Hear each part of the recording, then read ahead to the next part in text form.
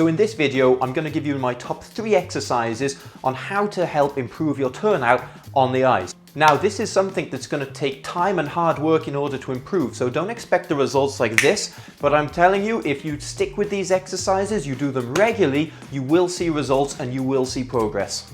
Now, I'm not going to talk too much about the science of things because it's well documented on the internet already. If anyone wants to read up about it, I'll post some links in the description below. So these exercises are a mixture of strength and flexibility, and they'll give you good control over your turnout. It's important that you do them regularly, and little by little you'll see improvement. If you try and force it too fast, you'll just end up injuring yourself, and we really want to avoid that. So the first exercise I'm going to share with you is the frog stretch. Why is it called the frog stretch? Because you look like a frog when you do it. Now, this is a really effective exercise to do. For example, with myself, I'm not someone who could naturally do a spread eagle. If I had a clip of myself trying one when I was younger, I would love to share it with you. Unfortunately, I haven't found one, but let me tell you this. It wasn't doing exercises on the ice that helped improve it. It was doing exercises off the ice, and this, for me, was the best one. So how you do the frog stretch is you lay down on your front. You're going to put your arms down in front like so. Normally you would put your head down onto your hands, but I'm going to keep mine up as I talk you through the exercise. You're going to bend your knees so your feet come up.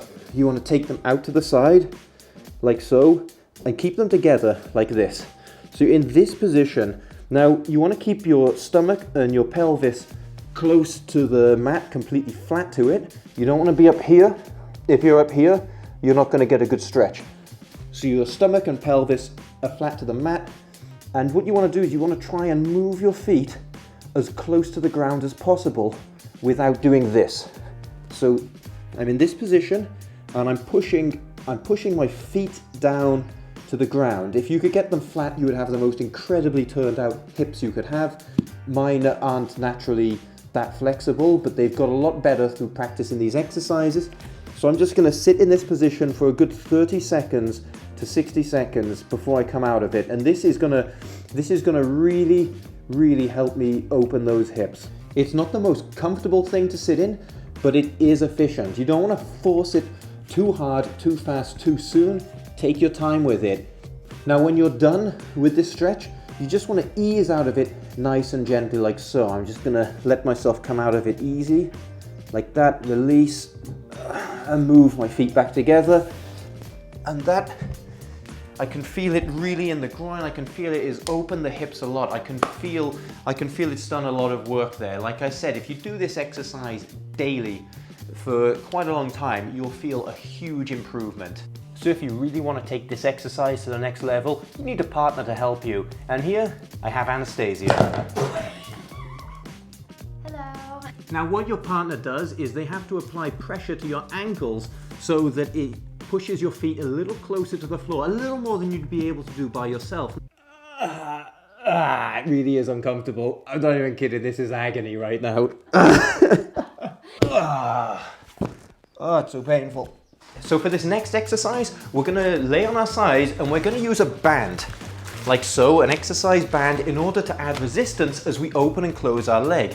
Now, the reason we're doing this is because you need strength to control your positions. If you have too much flexibility and not enough strength to hold it there, you'll find yourself like this, okay? So we need to be strong as we do it. So let's get to it.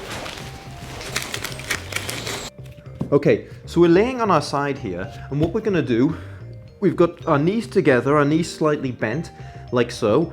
We've got the band around close to our knees. And what we're gonna do, keeping the feet together, we're just gonna open, hold and close, and open, hold it and close it. Now again, this is an isolated movement. We're just purely opening up a little bit here like so. All right, now what you don't want to be doing is just rolling like this and kind of doing that. You don't want to be moving anything. It's just the only thing moving is the leg, and it's from the hip joint. So I'm there and I open and close, and I want to keep my core engaged as I do it. And this, you should feel it really in the glute and the outside of the leg. You should feel it strengthening here, and this is what's going to give you the ability to control your leg better when you're opening the hip. Are you filming? I was, yeah. Now, for anyone who doesn't have an exercise band, this can be done with something as simple as a belt. And you'll just repeat the same exercise and you use your arm to create tension. Now, it's important that we practice things both sides. You don't just want to get strong on the one side and not the other, so we have to make sure we do some the other way as well. So the third exercise we're going to look at covering involves standing on a block or a step or something to elevate yourself so we can practice opening the foot. So what I mean by this is here I'm going to stand up, got myself a nice little stool, so I'm working my balance, I'm going to engage my core, keep it lifted, put my hands on my hips, and this is my position. This foot below now, I'm going to keep tension in it, and without moving anything at all, I'm just going to open the foot and bring it closed again. Open the foot and close it again. This is quite challenging. When I have it open here, I can feel it working in the hip like this. What you don't want to do is just try and turn if you're just turning the foot like this and not using the hip, then you're not doing it correctly. So you really need to make sure you keep the tension in there and everything opens from the hip. But we don't want this. We're not making the movement open by twisting the hips this way. We want to isolate the hips so we really work the muscles here. So I open it like so and close. I can take it up a bit and open it to the side and close.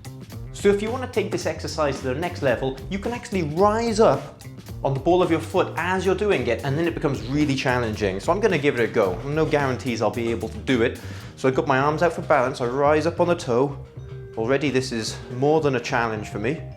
Then from here, I open and close, and open and close.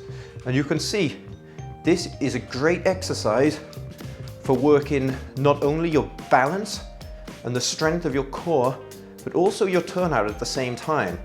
Okay, so I hope you enjoyed this video covering how to get better hip flexibility off the ice. It's something that's really important and is really going to help you if you take the time to do it regularly. If you do it once and then never again, you're probably not going to see any benefit from it. But if you do it consistently for months or years, you'll find yourself improving a lot. So if you like this video, please give it a like, subscribe to our channel, and leave us a comment below. Let us know what you think of it. And if you check out our Patreon page, you'll find exclusive videos and feedback from the coaches on your skating.